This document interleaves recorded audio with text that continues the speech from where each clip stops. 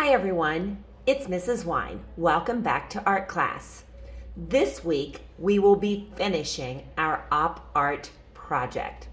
So this week for op art, this is the video you need to watch for the spheres artwork, and this is part 4. This week you will need a pencil and possibly an ebony pencil.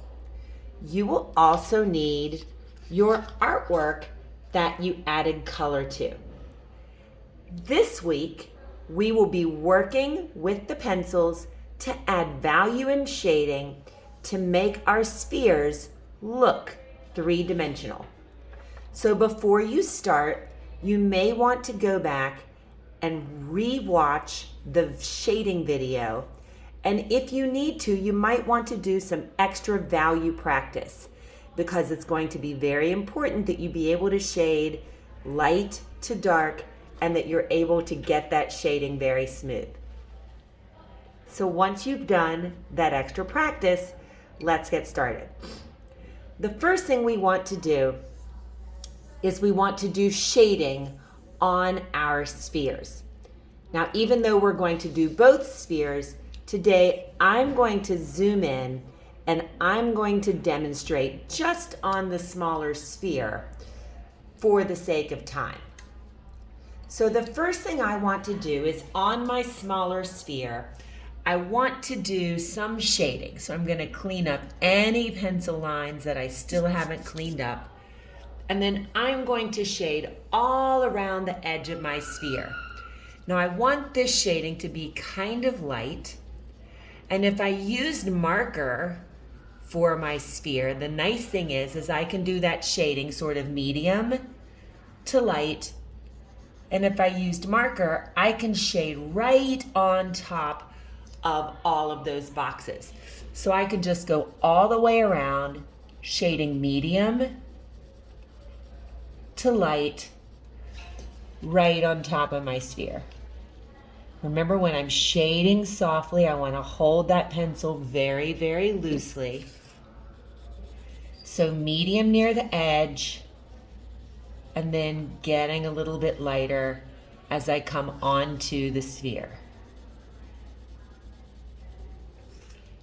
If you used colored pencil for your spheres, you can also shade right over it with the regular pencil. If you used crayons to add your color, then you can't really shade over top of the crayons with the pencil. So if you used crayons, you will probably have to very carefully only go in and add the shading on the white sections. That's one of the reasons why I said using markers would be the best material for this. And then once I've shaded medium to very, very lightly, then all I have to do is do a little bit of extra blending with that.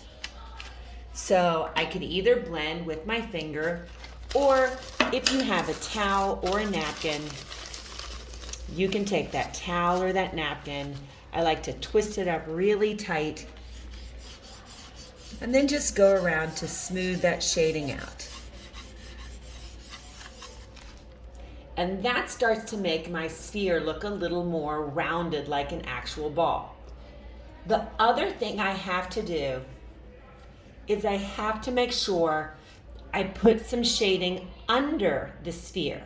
Because if this was an actual ball, there would be a little bit of a shadow created underneath it. And I want that shadow to be a little darker, so I'm going to use the ebony pencil. And I'm going to shade very dark to medium with the ebony pencil. Remember, the ebony pencil is very good because it's going to give you a very dark value. And then I'm quickly going to go to a medium pressure. And then I'm going to switch back to my regular pencil.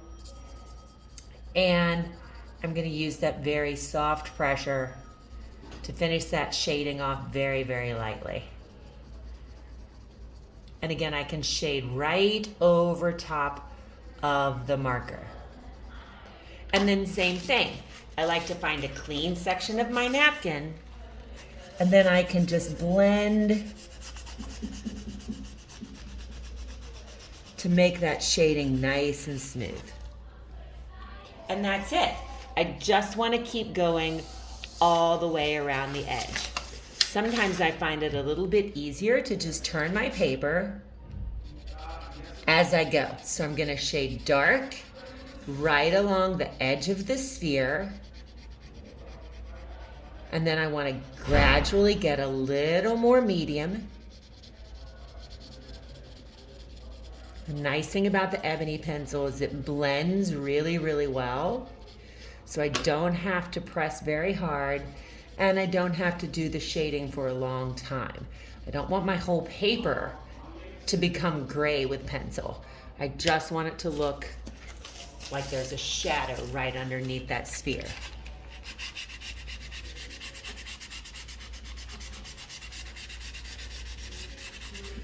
And that's it. I'm just gonna keep going all the way around the edge of this sphere.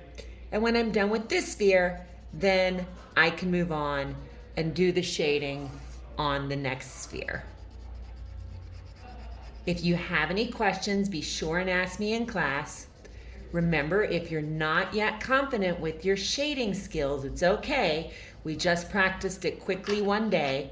So it's perfectly fine to go back and do some extra work with that shading. You're better off to keep it light. You can always go back and make it darker.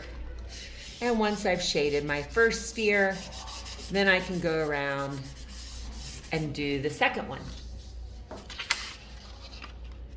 Almost done. If you have any questions, certainly ask me in class, leave me a comment, and I'll be happy to answer those. I hope you have a wonderful week. I hope you've had fun creating your op art. And until next time, keep on creating.